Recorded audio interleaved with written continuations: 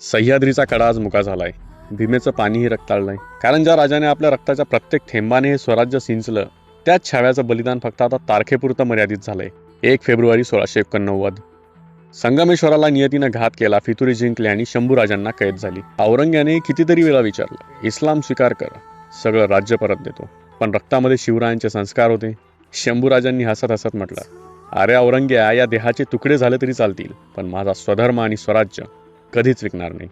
मग सुरू झाला तो 39 दिवसांचा काळजाचा थरकाप उडवणारा छळ. नखं उपटली, जीभ कापली, डोळ्यात तापलेल्या सळ्या घातल्या. शरीर थकलं होतं, पण स्वाभिमान तसूभरही ढाळला नव्हता. आजच्याच दिवशी म्हणजे 11 मार्च 1689 फाल्गुन अमावस्येची ती काळ रात्र. वढू तुळापूरच्या तीरावर शंभूराजांनी देह सोडला.